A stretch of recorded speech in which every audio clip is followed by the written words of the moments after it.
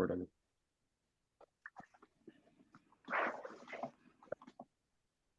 Chris's path to play, done by Beau, Keith Exner, and Matt Mackay.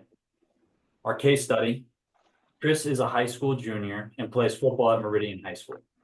Chris recently tore his ACL at the end of the last season and recently had surgery and is cleared to begin physical therapy.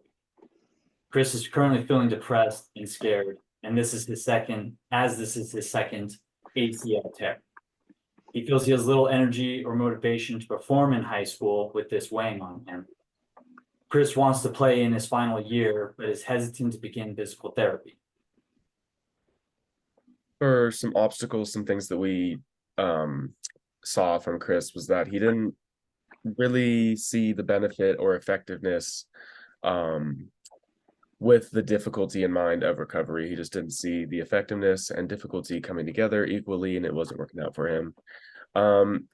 Physical therapy hurts. There's a lot of pain involved, and that's something that he knows. He's done this already once with another ACL injury, and he just doesn't want to go through that again, so he's not really sure. And then with that, just a lack of motivation. He just doesn't want to go through PT again. Like I said, it's a lot of pain. It's difficult. He has to take time off. He has to do things that he really doesn't want to do sometimes.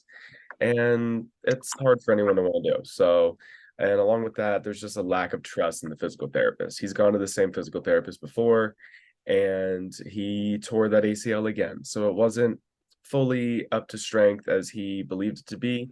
It seemed to be a little weaker than what it was originally before the first and second tears. So he just doesn't see that the physical therapist is doing all that he could maybe, or is the best as that he has possibly. And then a lack of readily available transportation to the clinic. He's young. He can't really drive yet by himself. So he just needs someone that can drive by themselves to take them to and from the clinic. Some of the things that he mentioned that we took from this, that we took these obstacles from, are he said engaging a PT is only going to hurt and it's not going to help my injury. He also said, I just don't want to do PT anymore. He also mentioned that the physical therapist is not going to be able to help my injury and he could just do it himself. And lastly, he said that he has no ride to the clinic and I can just drive myself. Some of the things that we were able to solve these obstacles with, hopefully, is social support systems. The first one would be instrumental support. If we could find a parent, a friend, a coach, or a teammate possibly that could drive Chris to and from the clinic when he needs it, that would take one of those obstacles completely off the table and that would help him out a whole lot. Along with that, emotional support is also a big thing. Allowing Chris to be able to perform his rehab exercises during team practice to still give him that sense of belonging to the team, so he's not feeling ostracized and taken away from the team. He's able to still feel like he's a part of that team still, will help him keep that motivation and his emotional support level high, which will just help him in the long run.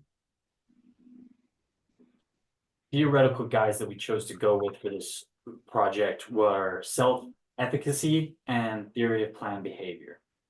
The self-efficacy relying mostly on internal factors to help the patient realize that they are capable of performing a lot more. This can be difficult, especially when pain is involved.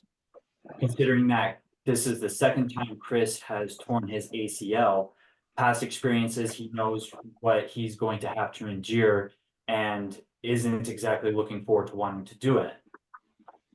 Maybe he doesn't have the vicarious experiences that are associated from others to help him feel more at ease about going through this again. He feels like the social persuasions to help influence him and the psychological feedback that play into it as well. With theory of planned behavior, this relies more on both internal and external factors. An external factor, as previously mentioned, being lack of transportation. This can very much hinder physical therapy, along with attitude and subjective norms that are perceived both by him and how he thinks others may perceive it as well. So we've devised an intervention to hopefully get Chris and his intentions, attitudes, and subjective norms back up to good levels so that he actually enjoys the rehabilitation process. And so we've gathered information from peer-reviewed articles online to help us devise this intervention and hopefully get Chris back to the road of full fitness. So using the self-efficacy theory to apply to the intervention, we focused on Chris's past performance and implementing rehabilitation techniques that Chris has experienced and positive feelings towards, such as light strength exercises with the team during practice. Like Beau said, in the social support, we want him to still have that sense of belonging to the team, which hopefully increases motivation and want to actually perform the PT exercises.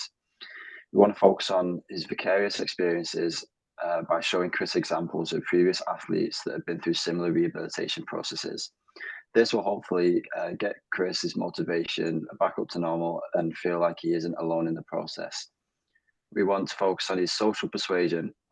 So having Chris complete his rehabilitation exercises around his teammates during practice, like I said, this hopefully will allow the coaches and teams to provide motivation and encouragement.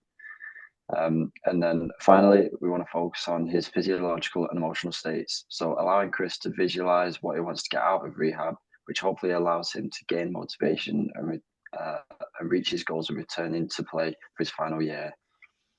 So we found 2 articles that focus on self-efficacy theory. One article written by Werke et al. Quotes that having high self-efficacy was a useful cognitive factor to facilitate the recovery. This shows the importance of having a high level of self-efficacy and how this influences an individual's ability to come back from such injuries. We also found another article written by Mary Warren that quotes self-efficacy has been associated with future adherence in various programs. It has been shown that many of the issues with the preventative measures and recovery of an ACL injury stem from the individual's adherence. And this article shows that having high levels of self-efficacy regularly supported higher levels of adherence.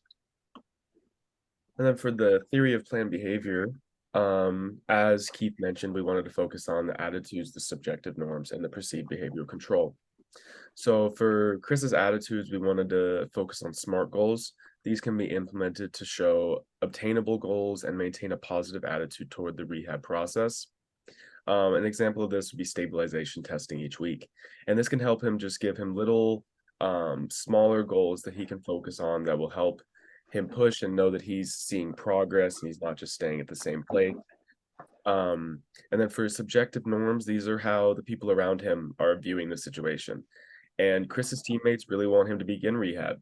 They want him to get back on the field and in the locker room with them so he can be healthy. He's a valuable asset to the team and he's a friend. So they want him back on the field. They want him in the locker room. They want him to feeling good again.